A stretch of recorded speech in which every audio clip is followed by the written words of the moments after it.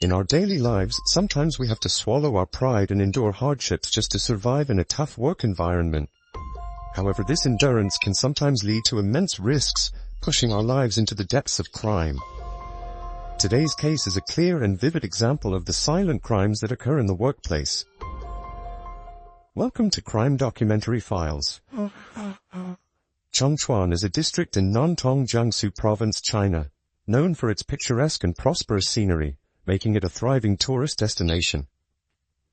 Consequently, the tourism industry, including businesses and tour guides, is highly developed here.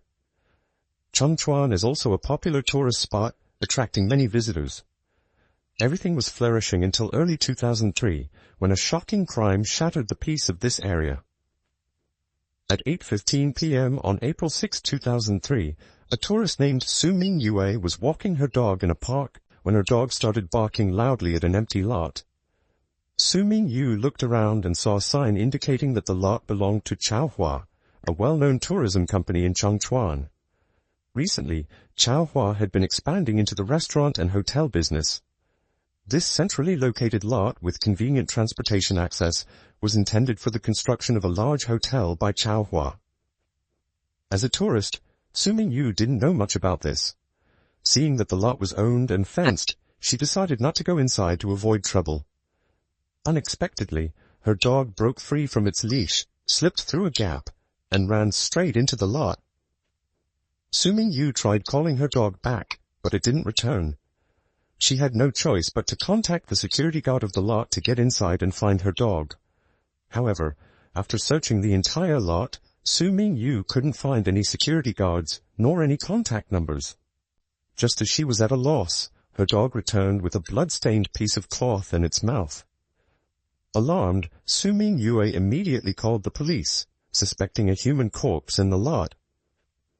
The Chongchuan District Police arrived quickly and attempted to contact Chaohua, but received no response until about 9:40 p.m. After confirming the situation, Chaohua sent someone to open the gate for the police to investigate. The lot was filled with scattered construction materials. Following Su Mingyu's dog to a deeper area, the dog started digging and barking loudly. Soon, a piece of brown fabric was exposed. The Chongchuan police immediately called for backup and reported the severity of the situation to higher authorities. With approval, they began excavation. The victim's body was found face down, buried in a pit about 1.5 meters deep, half a meter wide, and 2 meters long. Recent heavy rains had turned the soil to mud, making retrieval difficult. It took over half an hour to carefully extract the intact body. The victim was wrapped in a white plastic sheet, which had torn during transportation, revealing the upper body. Initial examination couldn't determine the cause or time of death, requiring forensic analysis for accurate results. Back at the station, forensic examination commenced. The first step was to clean the body thoroughly to avoid misjudgment. After over 12 hours of continuous work, the forensic team provided preliminary findings. The victim was a male aged 45-48 who died between 9 p.m. and midnight on April 2, 2003, from excessive blood loss. The body had numerous wounds, none fatal individually but collectively contributing to death. The victim's face was heavily slashed and his genitals were cut off and stuffed in his mouth. Post-mortem, the assailant stabbed the victim in the heart, puncturing it and severing multiple nerves.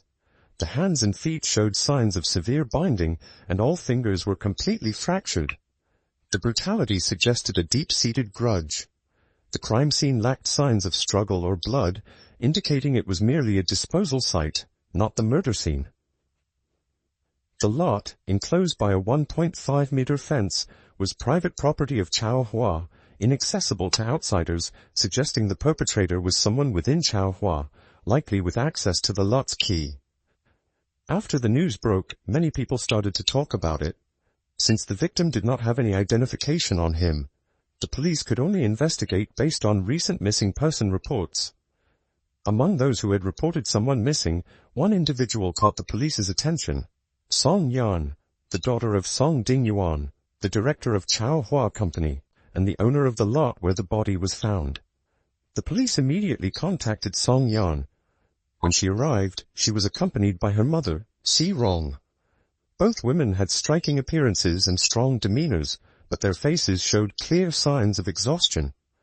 As soon as they arrived, Song Yan asked the police about the unidentified body. The police took her and Mrs. Ji Rong inside to identify if the body was indeed Song Ding Yuan.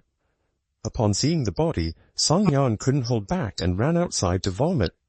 Only Mrs. Ji Rong managed to stay composed and examined the sole of the victim's foot.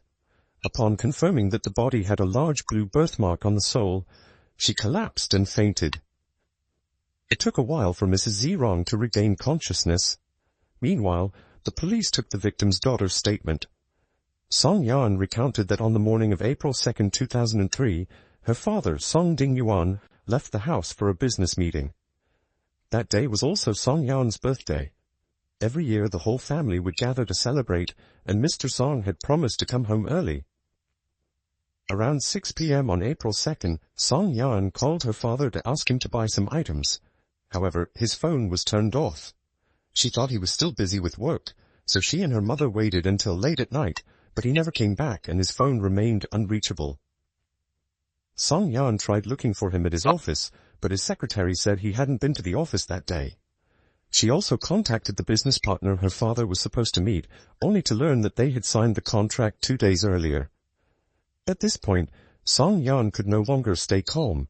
She reported her father missing to the police and organized a search, but found nothing. On the afternoon of April 3rd, Mr. Song's car was found in a suburban area, more than 30 kilometers southwest of the city center. This was a newly developed area that Chaohua Company had purchased at a high price for a resort project. It wasn't unusual for his car to be there, but when Song Yan checked, she discovered the memory card from the car's dash cam was missing.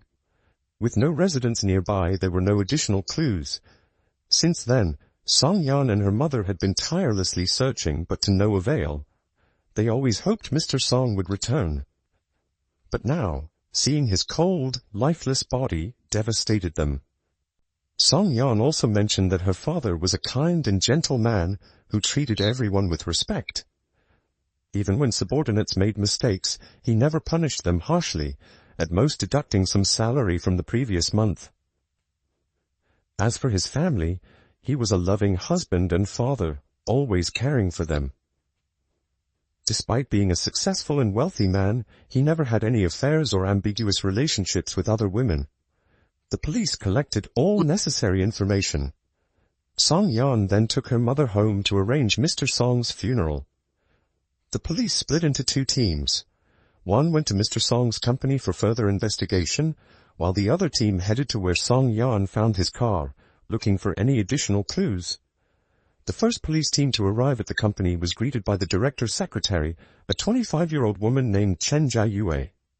When the police asked her about the last time she saw her boss, Chen Jiayue thought for a moment and then replied, "The last time I saw the director was on the evening of April 1st. After work, he had a meeting with some foreign partners and asked me to prepare some documents. After I handed him the documents, he left with another assistant named Lin Ying. The next day I came to work, but the director didn't show up. Song Yan also called the office looking for him but couldn't reach him. Later that evening, she came to the office to check and then left. We've all been searching for the director these past few days. I can't believe he's been murdered." At this point, Chen Jiayue broke down in tears. She expressed that she had a very high regard for Director Song. The police noted her emotions as she spoke. Although she seemed to speak fondly of him, her eyes showed extreme hatred. The police suspected that Chen Jiayue might be involved, but they had no evidence yet, so they left. Next, the police sought out the other assistant, Lin Ying. This 20-year-old recent graduate from Nanjing University was a standout in economics, which is why she quickly landed the role of assistant to Mr. Song. When the police found Lin Ying, she was busy handling matters related to the resort project in the suburbs. Surprised by the police's visit, she was informed that Mr. Song Ding Yuan had died. Lin Ying expressed that she had no knowledge of this, as she had been on a business trip to Yunnan since April 3rd. She was only aware that Mr. Song had gone missing. Lin Ying went to the police station to give her statement. She recounted that on the night of April 1st, she accompanied Mr. Song to a business meeting. After the meeting concluded, she left, unaware of Mr. Song's subsequent whereabouts. Lin Ying couldn't provide any further information about who Mr. Song might have met, as the business partner required their identity to remain confidential until the project's completion. The police didn't gain any useful information from her and let her go. During the questioning, although Lin Ying claimed she didn't know where Mr. Song had gone, her face showed clear signs of tension. To ensure she was telling the truth, the police assigned a small team to discreetly monitor her. If anything suspicious arose, they would be informed immediately. Another police team went to the location where Mr. Song Dingyuan's car was found. According to Song Yan, she had the car brought home to prevent the incident from spreading. The car's interior remained untouched. The police inspected the scene but found no tire tracks due to the rain, and there were no houses nearby. They then checked Mr. Song's car in his garage. Mud from the suburban area still clung to the tires. Song Yan mentioned that her father was very meticulous about cleanliness and would wash his car every few days.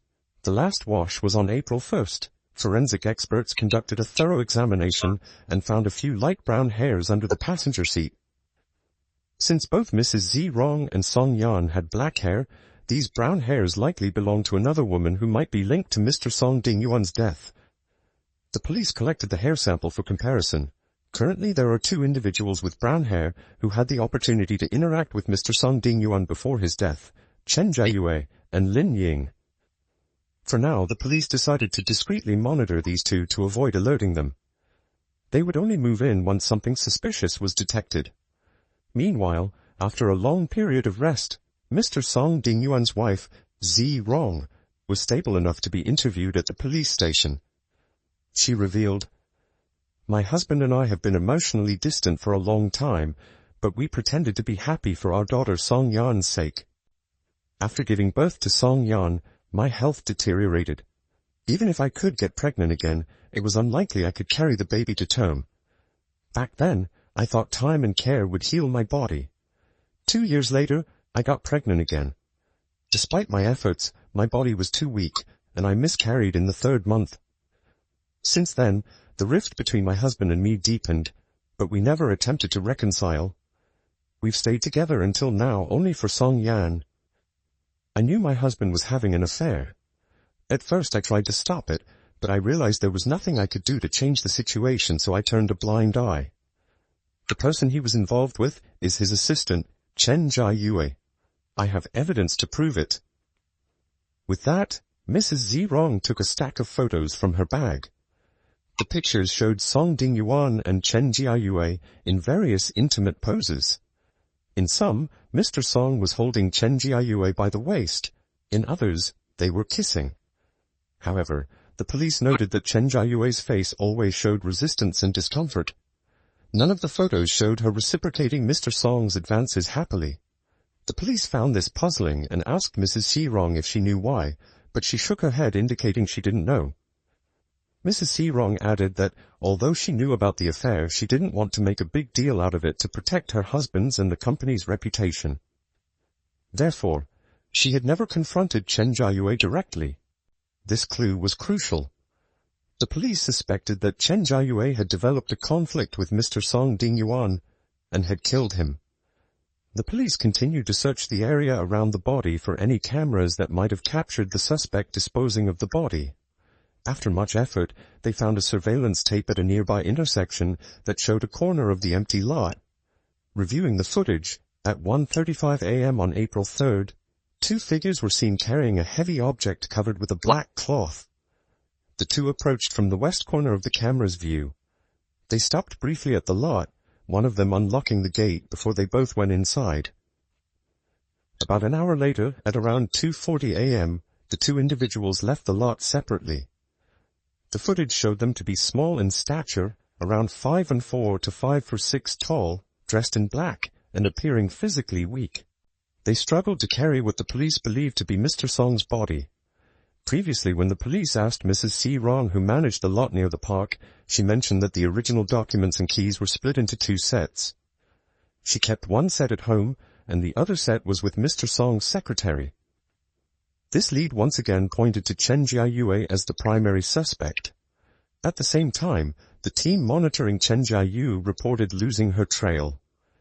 According to the surveillance team, Chen Jiayu left the office this evening and went shopping alone at a mall. The police followed her closely, but realized something was wrong when she didn't exit a store.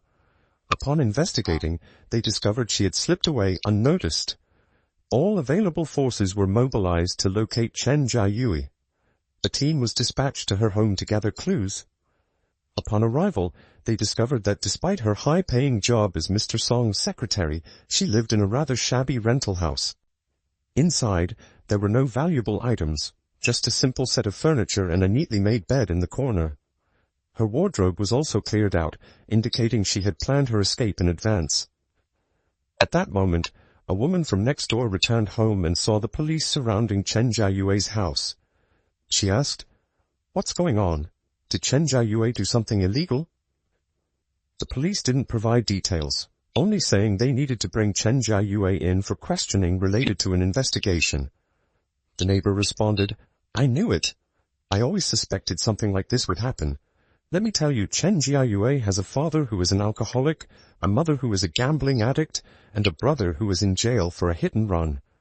Growing up in such an environment, she couldn't possibly turn out to be a good person. I've seen her with an older man many times." The police asked, "Can you remember the last time you saw her with this man?" The neighbor thought for a moment and said, "I believe it was around noon on April 2nd. I was cooking and saw her leave the house. There was a middle-aged man waiting at the gate. I haven't seen that man around here since then." The police showed her a photo of Mr. Song, and she confirmed that he was the man she had seen. The police collected a few strands of hair left in Chen Jiayu's house to compare with the sample found in Mr. Song's car, then left. Meanwhile, the team monitoring Lin Ying reported that she was heading out, carrying a large bag, seemingly planning to flee. The command was given to discreetly follow her. They suspected Lin Ying might be planning to escape with Chen Jiayue. Arresting her immediately could scare Chen Jiayue into fleeing first. The police quietly tailed Lin Ying. When she reached the train station and met Chen Jiayue in a secluded corner, the police moved in and arrested them both. Within 10 minutes, Lin Ying and Chen Jiayu surrendered and were taken to the station for questioning. They were placed in separate interrogation rooms. Initially, Chen Jiayu remained silent, knowing the police lacked direct evidence linking them to Mr. Song's murder. Lin Ying, however, was a 20-year-old inexperienced girl. Under the combined pressure of threats, cajoling, and the incriminating footage of them disposing of Mr. Song's body, Lin Ying broke down and confessed. Lin Ying revealed her tough upbringing in a large, impoverished family. Her parents had unstable jobs and frequently fought, leaving the family in perpetual poverty. When Lin Ying was 8, her parents died in a car accident. Her 2 older sisters were sent to an orphanage, her younger brother was adopted by a wealthy family, and Lin Ying was taken in by her grandparents. Despite their poverty, her grandparents scraped together money to ensure Lin Ying could attend school. She studied hard, hoping to repay their kindness one day. When she was accepted into college, her grandfather passed away, followed by her grandmother, who fell ill from grief. In a short period, Lin Ying lost her only remaining family, leaving her devastated. During this time, Lin Ying reconnected with Chen Jiayue, an upperclassman who had helped her through tough times before. After graduating, Chen Jiayue secured a high-paying job, but then lost contact with Lin Ying as their paths diverged. Their relationship grew distant until Lin Ying graduated with honors and applied for an assistant position at Chaohua Company, where Chen Jiayue worked. She was disappointed when Chen Jiayue pretended not to know her and rejected her application. Unexpectedly, Mr. Song noticed Lin Ying and hired her the next day, dragging her into a web of exploitation and abuse. Chen Jiayue had initially tried to protect Lin Ying, but was eventually forced to comply with Mr. Song's demands. She became determined to stop Mr. Song's abuse, and concocted a plan with Lin Ying to kill him and dispose of his body, leading to the events that followed. Later, Lin Ying graduated with honors. She saw a job posting for an assistant position at Chaohua Company and decided to apply. To her surprise, the interviewer was Chen Jiayue. Lin Ying was thrilled, thinking Chen Jiayue would recognize her efforts and hire her.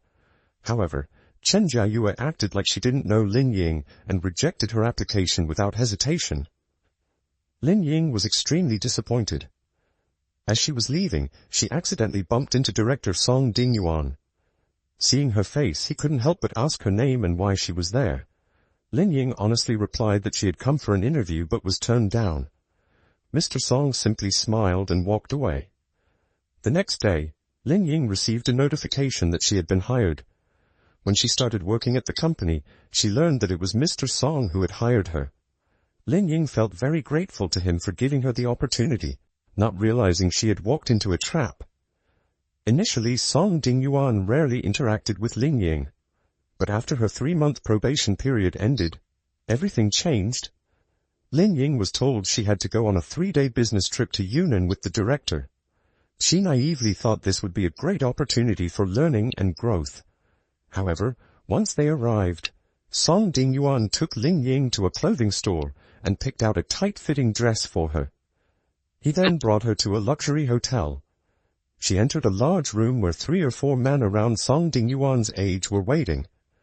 As soon as Lin Ying stepped in, one of them approached her, handed her a drink, and forced her to consume it. Lin Ying tried to seek help from Mr. Song, but he ignored her. The men continued to force her to drink. She attempted to escape, but the door was locked. The men didn't pretend anymore. They surrounded Lin Ying, carried her to a table, and began to assault her. One of them tore her dress and started groping and kissing her all over. Lin Ying struggled to break free, but was overpowered by the 4 or 5 men. They took turns raping her, ignoring her cries and pleas for mercy. That night became the most horrifying memory of Lin Ying's life. She never imagined she would fall into the hands of such beasts and endure such physical and emotional trauma. Afterward, Lin Ying wanted to take Mr. Song and his accomplices to court, but she lacked evidence and money. Moreover, Mr. Song had a recording of the assault and threatened to release it if she spoke out. For a 20-year-old girl, this was a devastating blow. Lin Ying even contemplated suicide to escape her torment. At her lowest point, Chen Jiayue reappeared in her life, offering to help Lin Ying get revenge. The two of them devised a plan to lure Song Dingyuan out and kill him. On April 2nd, Chen Jiayue found an excuse to meet Mr. Song. To keep his affair a secret from his wife and daughter, he lied, saying he had to meet a business partner. Around noon, he picked Chen Jiayue up from her home and took her to a house he had purchased in the suburbs. This house was conveniently close to the plot where Chaohua Company planned to build a resort. In the car, Chen Jiayue overheard Mr. Song making vulgar remarks about Lin Ying, further solidifying her resolve to kill him. Upon arrival, while Mr. Song was showering, Chen Jiayue slipped a sleeping pill into his orange juice. When he drank it, he quickly became dizzy and collapsed. Chen Jiayue called Lin Ying over, and together they tied him up. When Mr. Song regained consciousness, they tortured him with a knife until he died. Lin Ying then created a diversion by driving Mr. Song's car to the empty lot where the resort was planned. She returned and helped Chen Jiayue move his body to an empty lot near the park. They chose this location because it was owned by the company, unused, and had no cameras or frequent visitors. Chen Jiayue, who had the keys, knew it would be an ideal spot. The two women dug a shallow grave, but due to their limited strength, the grave was not deep enough, causing Mr. Song's body to resurface. After hearing Lin Ying's account, the police asked who the mastermind behind the plan was. Lin Ying admitted that she had devised the plan and killed Mr. Song, while Chen Jiayue only assisted her. The police informed Chen Jiayue of Lin Ying's confession. Chen Jiayue then broke her silence, claiming she was the one who planned and executed the murder, and that Lin Ying was merely coerced into helping. The police doubted her story, prompting Chen Jiayue to share her life story to explain her motive for killing Mr. Song. Chen Jiayue, like Lin Ying, had a difficult childhood. As the eldest child, she had to manage everything at home. Her parents were both addicts, her father to alcohol and her mother to gambling, and her younger brother had a disability. When Chen Jiayue reached middle school, her parents wanted her to quit school to work, but she refused. She sought help from her teachers and child protection services, eventually forcing her parents to let her continue her education. This, however, only deepened their resentment towards her. Mr. Chen often went out drinking with friends and would come home late, looking for reasons to berate or sometimes beat Chen Jiayue. Mrs. Chen, addicted to gambling, sold off valuable items to fund her habit. If she won, she would give Chen Jiayu a small allowance. If she lost, she would take out her anger on her. Her brother, a bully, frequently harassed Chen Jiayue and forced her to work extra jobs to support his lifestyle. Despite this, Chen Jiayue persevered, determined to finish high school and save enough money for college, planning to escape her nightmarish home. When Chen Jiayue was 17, her brother got involved in a robbery with a gang. During a police chase, the driver caused an accident. The driver blamed Chen Jiayu's brother, leading to his arrest. Her parents, unable to pay the restitution, demanded Chen Jiayu's savings. When she refused, they beat her and threw her out. Chen Jiayu struggled to balance school and work, but was fortunate to have a kind teacher who provided her shelter. She eventually graduated and entered university, finally escaping her abusive home. However, her parents continued to harass her at school until she agreed to support them financially. As time went on, Chen Jiayue was close to completing her studies. It was then that she ran into Lin Ying. They quickly became close friends, almost like sisters. Lin Ying often helped her deal with the troubles caused by her parents. After graduating, Chen Jiayue landed a job at Chaohua Company, not realizing it would become her personal hell. Initially, she believed that hard work would lead to success, just as Lin Ying had thought. One day, after finishing her work, Chen Jiayue was called into Mr. Song's office. He offered her a glass of juice. After drinking it, she felt dizzy and weak. When she tried to leave, Mr. Song restrained her and raped her. When she regained consciousness, she felt immense physical pain and shame, leading to a long period of depression. She lacked the courage to quit or report the incident to the police. Despite the trauma, Chen Jiayue continued working at Chaohua, resigning herself to using her body to gain benefits. For her, money was the priority, and she aimed to save enough to leave. She also didn't want other girls to suffer the same fate, so she would reject female applicants for the secretary position. Things seemed to progress as planned until Lin Ying applied for the position. Wanting to protect her friend from the same fate, Chen Jiayue rejected her. However, Lin Ying caught Mr. Song's attention and was eventually hired. During their time at the company, Chen Jiayue tried to shield Lin Ying from Mr. Song. But Mr. Song sent Chen Jiayue on a business trip and took Lin Ying to Yunnan, where he and his friends assaulted her. After the incident, Lin Ying confided in Chen Jiayue, who, in a fit of rage, planned to kill Mr. Song and dispose of his body. Both women confessed to the murder, so the police took them to the crime scene to reconstruct the events.